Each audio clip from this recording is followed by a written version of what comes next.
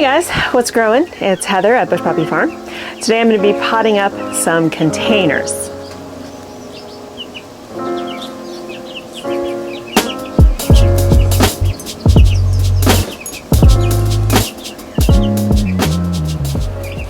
So it's been quite a few days.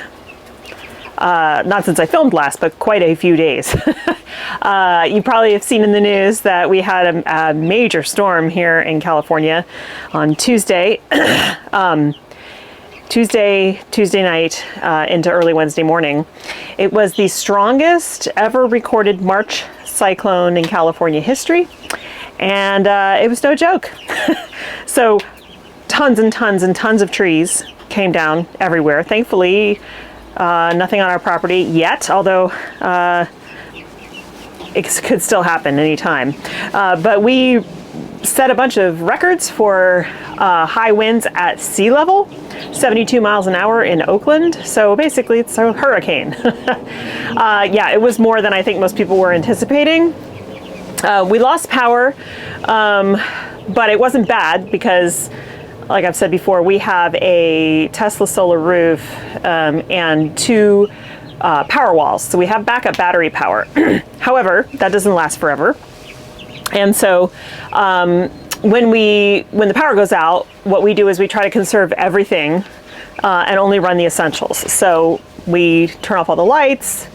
We unplug everything that we don't need. We just leave the refrigerator running. And because we have gas cooktop still, we can still cook, and we have running water, so it works out okay.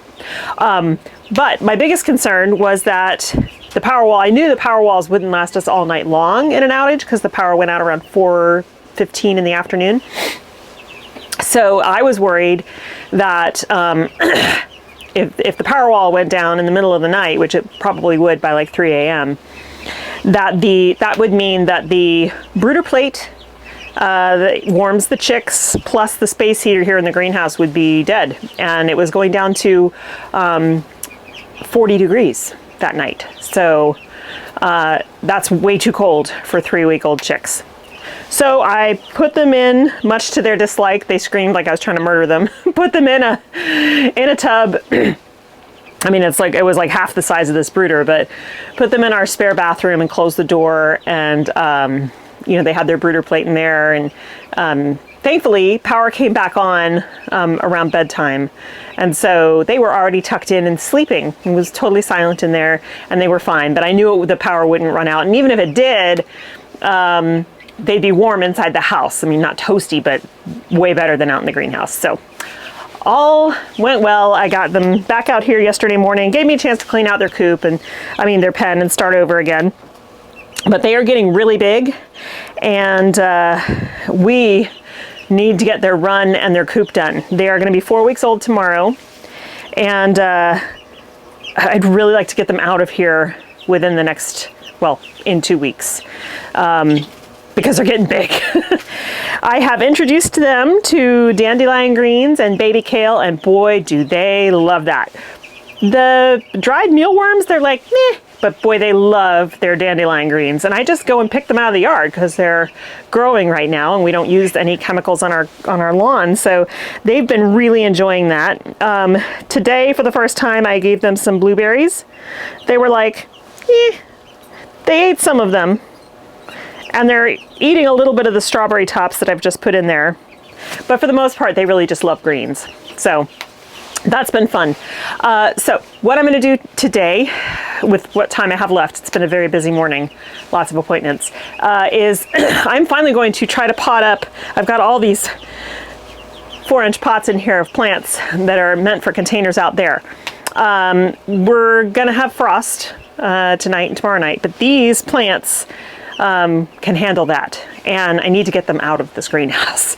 So I'm going to pot up these containers out in front of the greenhouse, and potentially the containers in the front of the house as well. Just try to get some of these seedlings moving out of here to make up more space. So when I get these guys out there and figure out what exactly I'm going to do with them, because I bought them so long ago I don't remember what my plan was for all of them, then I'll show you. I'll tell you what they are and I'll show you. All right, so I'm gonna get started. Okay, here's the 3 containers we're gonna be working with. This is stuff that we planted almost 2 years ago. This container, now these 3 are mirrored exactly on the other side of the greenhouse. So what I'm showing you here is exactly what's going to happen on the other side too. This is a limelight hydrangea. It's in there by itself. Buds are starting to break. I've already done the pruning of it this year. But these 2 containers have perennials in them that are past their prime. So this was, I don't even remember what this was, but it's got to come out. There's actually a small limelight hydrangea in here, and I don't know if it survived the winter or not, so I'll have to see. I think maybe, but I just can't even see if there's any buds. Oh yeah, maybe so. So I'm gonna leave that be, and I might put some stuff around here. We'll see. I have violas. I could always plant some violas in here because they don't take up very much space and they won't bother this limelight. Back here we have we have this lemon cypress here, which I'm actually going to keep. I'm just going to take it out of this container and put it in the landscape. And then this, I can't even remember what this is. It's like winterberry or something like that. It gets these really pretty red berries on it in like the holiday time.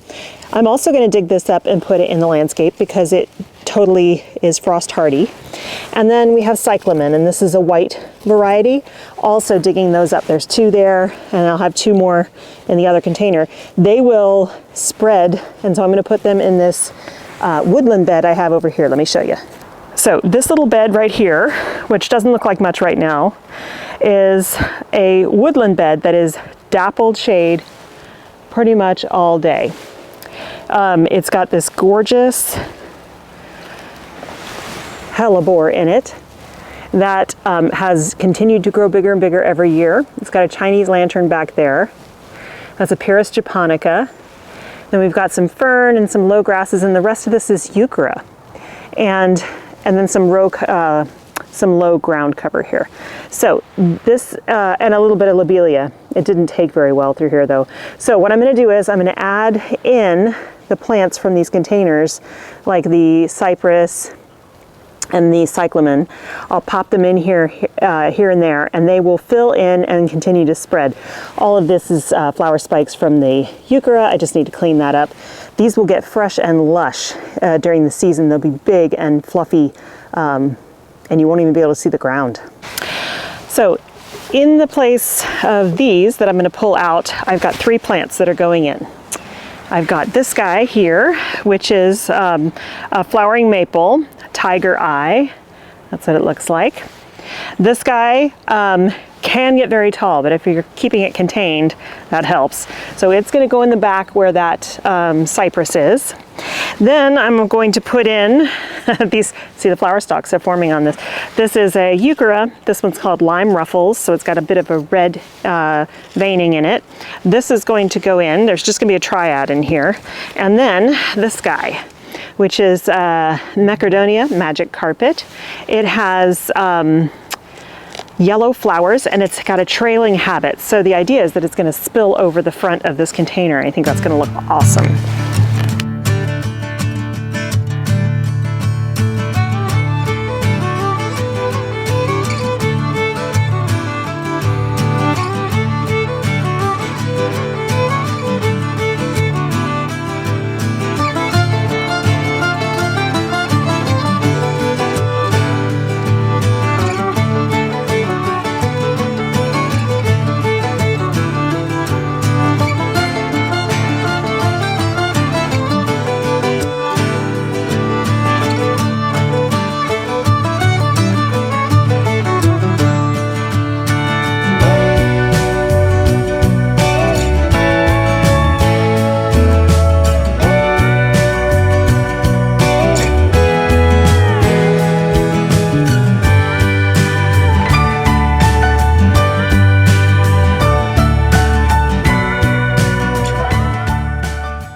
Okay, so I topped off everything with fresh compost. So you can see that That hydrangea looks nice because it's got a nice clean dark base. There's the new container here planted up. I put compost as well as some starter fertilizer in there. And then this looks sparse, but it will fill in quickly. Those are two different types of violas in the front, and that is a bee balm in the back, which will get quite large. So if this hydrangea does not continue, then I'll pull out those sticks and we'll just have those plants in there. So over here is a mirror image. This hydrangea, all pruned up and has a nice fresh layer of compost. And then this is the identical containers to the other side, and the violas and a bee balm in the back. Now this hydrangea, I'm pretty sure, was dead, so I pulled out those sticks. It looks, like I said, looks really sparse right now, but that will fill in very quickly. So I have another couple of containers I want to try to get done today. Got to run and go get my son real quick at school, and then we'll come back and try to wrap this up. So the next two containers I need to take care of, and this is all I can do today because I actually need to buy containers for the last stuff I'm going to do. These two are urns that sit in front of my front door. They don't get a whole lot of sun. So we'll see how these plants will do. These guys can be in bright shade. So yeah, we'll see how it goes. The centerpiece is going to be, this one's looking rough right now because it is needs to be watered. But this is a California native called Calceolaria mexicana. Lemon yellow blooms, midsummer through fall, but you can see it's already started to give me some yellow blooms. I think that's because in the greenhouse it's been warm. So that's going to go in the center to give us some height. First thing we need to do though is top these up with some fresh compost and give them some starter fertilizer. And then also going in there is this Oxalis hirta. This one has pink blooms, and it's drought tolerant.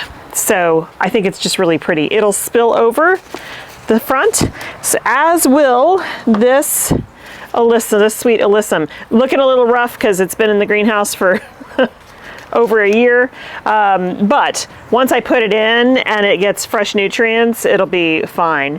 But this will get covered, it'll get bushy and also spill over the side and be full of white flowers. So those are the three plants that are going to go in here. I would do more, but these are actually only about 8 inches in diameter, the urns, and so it's not a huge container, and if I pack them in there too tightly, they'll struggle. So I'm going to refill these, put some nutrition in there, and go on and plant them up.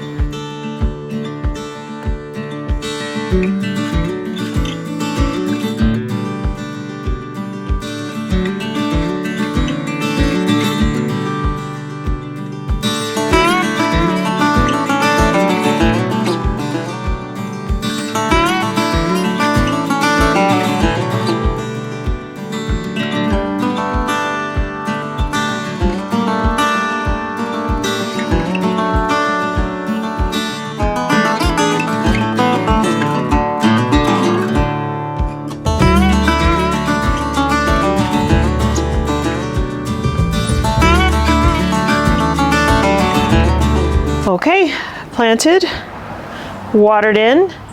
I grabbed 2 tomato stakes because these guys needed water and so they were a little floppy. This will give them a chance to, you know, hydrate really well because I watered it very deeply, and to send out some roots to give them more stability. So these stakes can stay on for a while, it won't be a problem. But over the next week, I expect they're gonna root in pretty well, and then they won't need them anymore. So I need to get 2 more containers. I'm gonna put them on either side of the front garden gate, entrance to the gate, and I'll show you what's gonna go in them. But those need to be in full sun, and they will be. So here we have a very beautiful lavender. Which kind is this? It's not giving me a species. Yeah, so it's not giving me a variety. 2 types of lavender, and then these violas. Yes, I grew violas, but they're still too small to flower right now. So I thought these would be a beautiful contrast with the purple lavender. And then I still don't have a home for these eucharis, but they were on sale and I had to get them. So I'll find a spot. Okay, so tomorrow is Friday. It's been a super, super crazy busy week between all my appointments and the deliveries, 2 days of deliveries and a major storm. I've barely gotten anything done. So tomorrow's Friday. I'm super excited because it's going to be a sunny day, breezy and chilly, but sunny. And it's the first day that I won't have any appointments. So I'm going to go out to the farm and plant, get as much stuff planted as I can.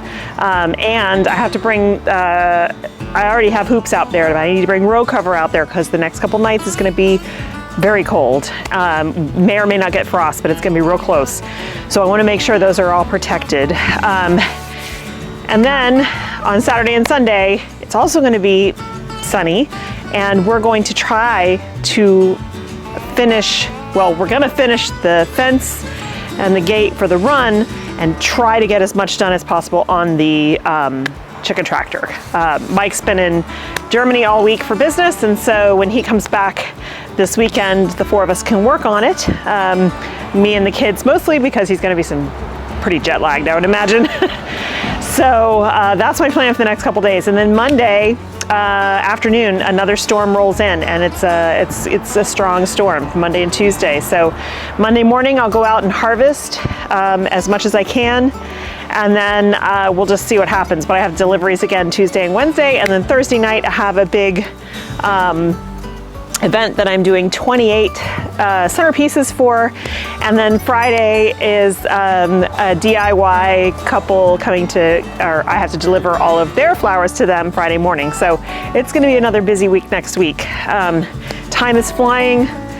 Things aren't growing fast enough for me. I feel like, come on, everything. It's just normally at this point in the season, I would have a lot more spring flowers other than like tulips and daffodils and ranunculus, because normally I would have all my filler flowers ready, but because it's been so cold and so wet, they're just kind of hanging out.